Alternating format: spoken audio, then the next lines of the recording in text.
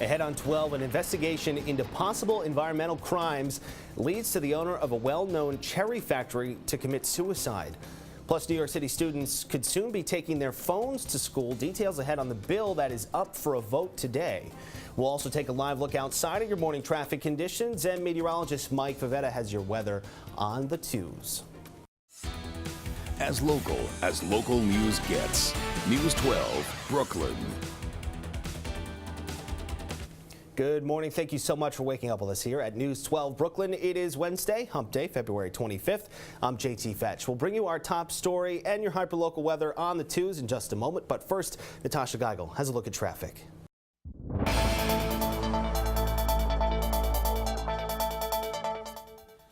Thank you, JT, and good morning, everyone. On mass transit, we're dealing with some delays out there on the 4, 5, and 6 trains this morning. Rest of the subways are operating on or close. Metro North, LIRR, and buses doing great in the Bronx and in Brooklyn. For more information, you'll want to head on over to our website, news12.com. Just make sure that you click on the traffic link. So we're going to take a look at what's happening out there on the Bronx roadways, and not a lot of activity happening. Just keep in mind that we are still dealing with a closure of the exit ramp on the northbound side of the Sheridan Expressway. That's the 177th Street ramp. There's an overturned vehicle, so we're just waiting for that to be cleared. Other than that, the rest of the Bronx is moving well at a great pace just after 5:30. No slowdowns over the Upper East River crossings. 59th Street Bridge and the Tunnel both doing well heading inbound. And for the downtown crossings, we have a little bit of a slowdown here. The Manhattan Bridge, about 5 minutes there. A closure on the Brooklyn Bridge for another half hour to Manhattan-bound traffic. BQE, Belts Parkway moving great in both directions. Lower deck Verrazano Bridge closed heading into Staten Island. Stick with the upper level instead. Street cleaning rules back in effect today citywide, and you have to feed those meters. Thank you, Natasha. Good morning, everyone. Nice way to start the day, not below 0, and it doesn't even feel like it's below 10. That's a plus. Temperatures right now, our mildest start today, 20 degrees. Right now in Canarsie, 22 in Park Slope. We warm above freezing this afternoon. Even with that little bit of a wind out of the south and west, feels like 11 or 13 degrees. Well, with a mostly sunny afternoon ahead, we stay nice and dry. A few clouds around this morning, already parting ways, giving us the clear sky we deserve and helping our highs climb to 35 by this afternoon. Another round of snow for Boston. They just can't get enough, but I think our forecast today will keep us nice and dry, hopefully getting to about the freezing mark by midday, and then for much of the afternoon we'll be in the mid-30s. We're back down in the 20s tonight with another cold finish ahead, 16 as our overnight low, so tomorrow morning is actually going to be another chilly start, and we'll be below average for the rest of the week right through Saturday. There is a little bit of a milder trend on the 7-day, but there's also some snow and ice too. We'll tell you more about that coming up. All right, Mike, thank you so much. We'll see you in a few minutes. Well, a well-known Red Hook businessman in the midst of being investigated by authorities for potential environmental crimes is now dead. News 12 Brooklyn reporter Katie Lusso at Dell's Maraschino Cherries with all the details for us. Katie, good morning. Good morning, and authorities say he pulled the trigger just as investigators were searching this building. Now, investigators were out here for most of the night. In fact, they just left a short time ago, and I'm told that they were carrying out some bags of evidence before they pulled off. You can see in our video as they pulled off and headed down the street. Now, authorities say 57-year-old Arthur Mondella, the owner of Dell's Maraschino Cherries, pronounced dead at the hospital after he shot himself in a private bathroom inside the building. This entire ordeal beginning yesterday with investigators from the DEP and the Brooklyn DA's office showing up to investigate possible environmental crimes and reportedly uncovered what may be a drug operation taking place inside. Officials say Mondella had been cooperating with authorities and the entire search. Now, the company's website says it was founded in 1948 and became one of the largest processors of maraschino cherries in the country. Now, we have reached out to the DEP and the DA's office. We will let you know as soon as we hear back from them. That is the latest from here in Red Hook. I'm Katie Lusso. Let's send it back to you in the studio, JT. All right, Katie, thank you very much for that. In the meantime, tragedy at the Barclay Center. A construction worker is crushed to death after police say several steel beams fell on the 52-year-old as they were being unloaded. Greenland Forest City Partners says the man was helping install the green roof on the arena when it happened. The company releasing a statement saying, quote, "We are all devastated by what happened. All of us extend our most heartfelt condolences to the worker's family and friends. We're currently working with all relevant agencies to determine what caused this terrible tragedy." We also reached out to OSHA. They say they've begun a safety investigation. Well, happening today, Mayor de Blasio taking his agenda for the city to Albany. The mayor is scheduled to address lawmakers at a budget hearing. He's expected to talk about his push to protect the city's rent regulations, raising the minimum wage, and making investments in affordable housing and public education. And a commuter alert for you now. East River Ferry service will remain suspended today due to ice conditions. The New York water taxi did not say when ferries will be back in operation, but they are posting service changes on their website. For a link to that, you can just head over to news12.com. I'm JT Fetch. You're watching News 12 Brooklyn on a Wednesday morning. Coming up, a Texas jury swiftly reaches a verdict in the American Sniper trial, the fate of Eddie Ray Routh, and reaction from the victims' families. Up next. The jury in the American Sniper trial finds Eddie Ray Routh guilty of capital murder. The judge had restricted anyone from broadcasting audio of the trial until after sentencing. And now we're hearing what happened inside the courtroom for the first time. Andrew Spencer has the latest. We're so thrilled that we have the verdict that we have tonight. For the mother of Chad Littlefield, one of the two men shot and killed on a Texas firing range, the verdict has been a long time coming. We've waited 2 years for God to get justice for us on behalf of our son. In the trial of Eddie Ray Routh, the jury deliberated for less than 3 hours before returning their verdict to the judge. We, the jury, find the defendant Eddie Ray Routh guilty of the felony offense of capital murder as charged in the indictment. The judge then sentenced Routh to life in prison without the possibility of parole. The recent popularity of the war movie American Sniper has drawn massive attention to the case because the film depicts the other victim, former Navy SEAL Chris Kyle, and is based on his autobiography. During the trial, Kyle's wife described seeing him for the last time. We just said we loved each other and gave each other a kiss and a hug like we always did. Routh, while being questioned by police, would later admit killing both Kyle and Littlefield. Is there anything you'd like to say to the families?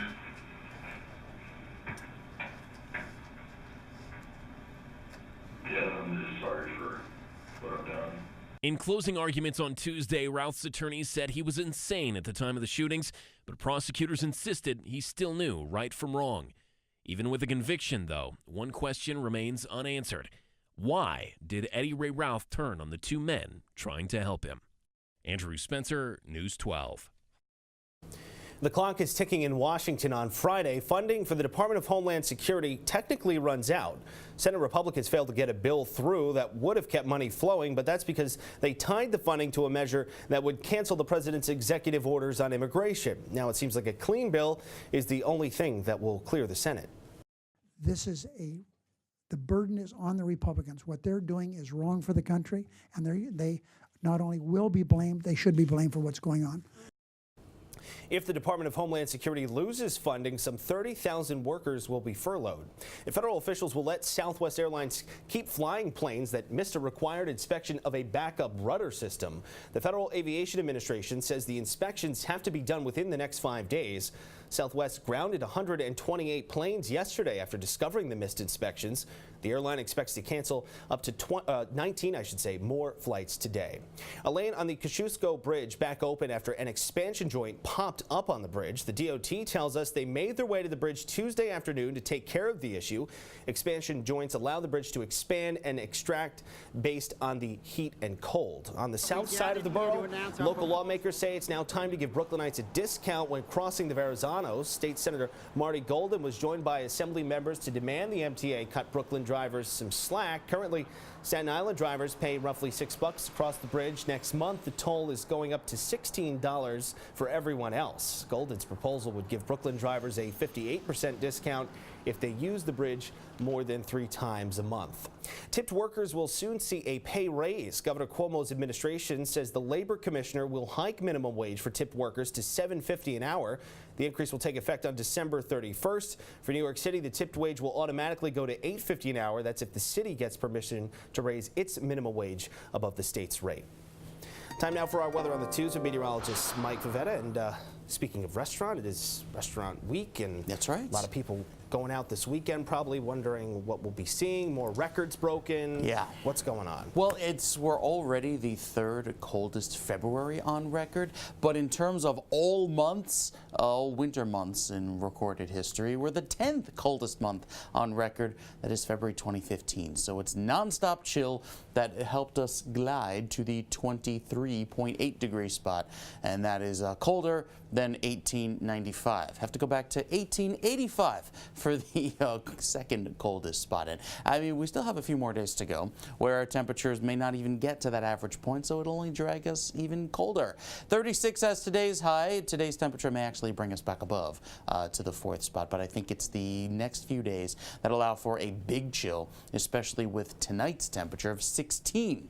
With a return to the bitter chill, a little bit of wind every day, these overnight lows are back down near the single digits, likely getting down to 10 by Saturday morning. Tomorrow and Friday stays in the 20s, with numbers not even getting above freezing until March. 34 on Sunday, probably some late day clouds with the potential for some freezing rain, some ice, and some sleet in there as well, because remember, it's a Monday, so it has to snow. Stick around, we're back after this.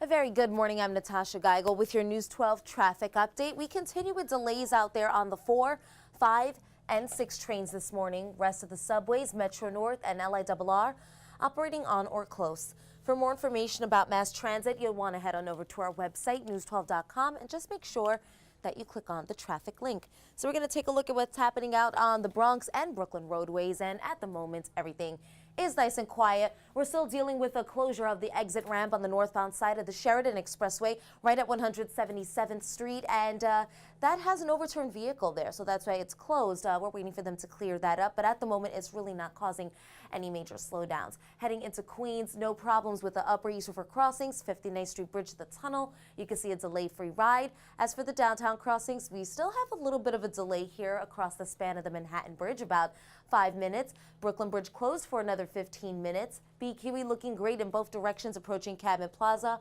Lower deck of the Verrazano Bridge closed heading into Staten Island.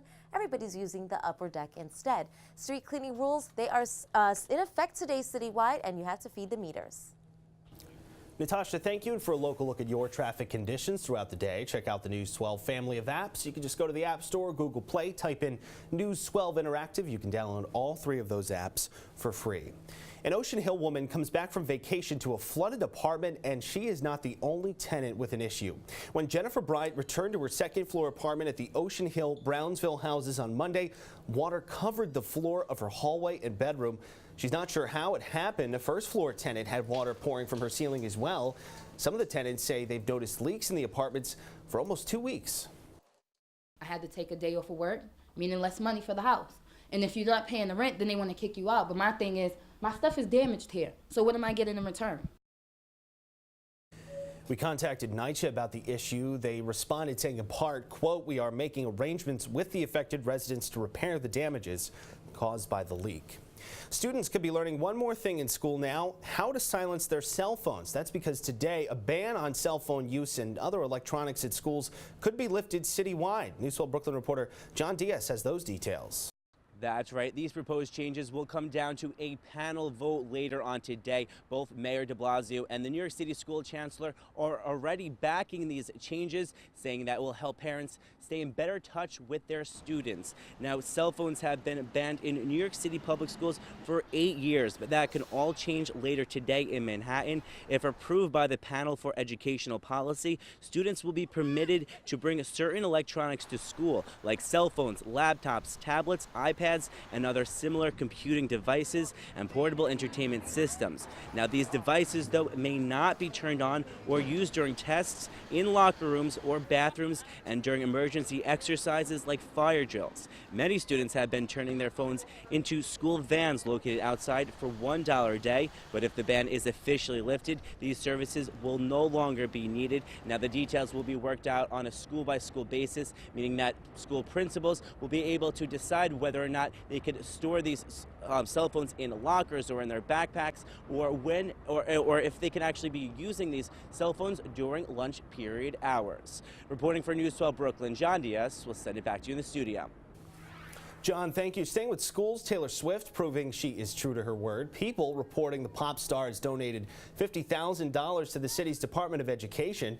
Last fall, Swift promised to donate all her proceeds from the song Welcome to New York to public schools here in the Big Apple.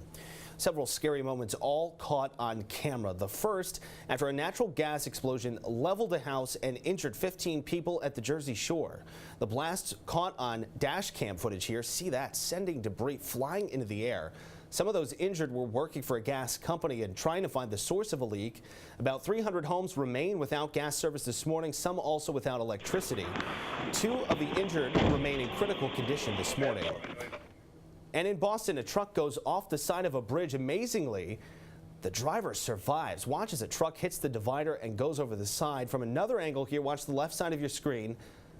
A truck appears to hit the snow, just go over the barrier there and fall to the road below. Firefighters had to cut him out of the truck. Police have charged the man with drunk driving. And the Ohio State Highway Patrol posted this video online of a crash back in January. You can see from inside the patrol car as it merges onto a highway. Right before the cruiser merges completely to the left of the screen, an SUV crashes into another vehicle there. The SUV then crosses the road right in front of the cruiser, and the driver falls out. He struggles to stand and eventually stumbles to the side of the road. The State Patrol says it hopes the video serves as a reminder for drivers to slow down and wear seatbelts. I'm JT Fetch. This is News 12 Brooklyn, as local news gets. And still ahead this Wednesday morning, tenants making an 11th hour push to save a building from the 19th century. We'll have that, but first here's Mike Pavetta with your school day forecast. A bit of a break from the extreme cold as temperatures go this morning. Still feels like it's in the teens, but actual numbers are in the 20s with highs going above freezing. That'll feel great. Too bad it doesn't last very long. We've got the details on the last few days of February and how they will help us set new records. That's coming up in 2 minutes.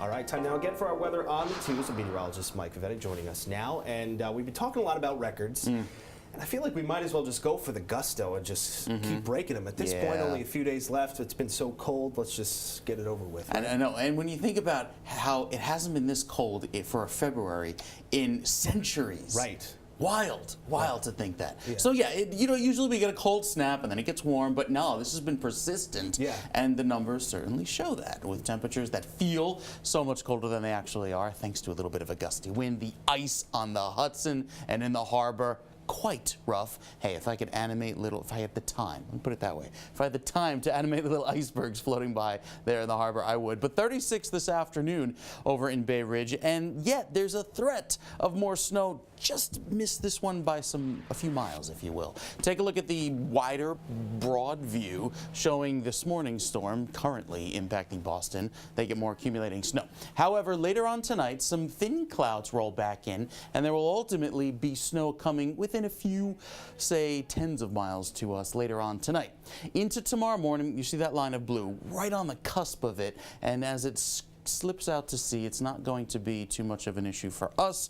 I think it just brings back clouds for most of the day tomorrow, but it's the cold that follows that'll hurt yet again. It will feel like -1 on Friday morning. It will feel like -9 on Saturday morning, and being the last day of the month, that likely will send us back down to what will feel like probably the number 2 spot in terms of cold weather. With all of the shades of orange and yellow coming back in, that signals milder air, and it will feel nice and mild going through the rest of the week. Next week, that is. The rest of this week, absolutely frigid, with highs not even getting into the 20s, teens. I am so tired of talking about the cold. We got to change this. And it does change next week, especially with temperatures that will finally get to 40. The trouble is that on Monday, there's looking to be a little bit of a snow and ice situation that may impact the morning rush, as has been the case for the past few Mondays in a row. Another check of your forecast coming up, JT. That's in less than 10. All right, Mike, sounds good. We'll see you then. Thanks so much. Well, there is a last-minute push to save a building that has been around since the 1800s. Even though the scaffolding is up and there are plans to demolish 91 Pennsylvania Avenue, community leaders say they are not giving up. this is one of the last historical buildings, or some of the last historical buildings here in our community. And again, we need to protect the things that are already existing and not get rid of the things, you know, that have been here for so long and added to this community. Residents call it the East New York Historic Bank, a building that has been around since 1889. They recently found out a permit was issued to demolish the building and were told the developer wants to build a 7-story medical center there. While they're not against the plan, they don't think the building should be torn down. And an agreement is reached between the de Blasio administration and members of the ultra-Orthodox Jewish community regarding oral suction circumcision. City health officials have linked the practice to 17 cases of infant herpes since 2000. Now those who perform circumcisions will no longer be required to obtain a signed consent form. If an infant is found to have herpes afterward, the person who did the ritual will undergo DNA testing. If they are infected, that person will be banned from performing the ritual for life. Pat O'Keefe with a look at sports. A down year for South Shore on the basketball court, perhaps, but the AA school isn't one you want to see on the other side of the court come playoff time. The Vikings proved that yesterday. Monroe was the opponent. South Shore seniors honored before the home game. First quarter, this is how the game went. South Shore all over the boards. Chris Garcia finally taps home the bucket. Now stay with the play because Garcia hustling now on defense. Nick Simeon finally gaining possession. He finds Cheyenne Nettleton, who lays it up and in. Stay with the play still, because off the Monroe inbounds, Greg Battle steals it, takes it to the rim, counted, and the foul. 6 points within 25 seconds of real time. That's Reggie Miller-esque. South Shore wins 97-37, advancing to play Wings Academy. That game will be on Thursday. I'm Pat O'Keefe. All right, Pat, thank you. Take a look at this. A NASA astronaut snapped an out-of-this-world, literally, selfie during a spacewalk this past weekend. Barry Butch Wilmore captured what some are calling the ultimate selfie of a deep blue cloud-covered ocean behind him from outside the International Space Station. This isn't, however, the first selfie taken in space. That credit goes to Buzz Aldrin, who took the pic during a 1966 adventure above the Earth. He tweeted this photo last June, which he took from Earth's orbit during the Gemini 12 mission. I'm JT Fetch. You're watching News 12 Brooklyn. More hyperlocal news, weather, and sports all coming up after the break. But first, we have the results so far to our question of the day. Have you been able to avoid getting sick this season? It's been so cold. Well, right now, most of you say yes. You can still weigh in at news12.com or channel 612, only on Optimum.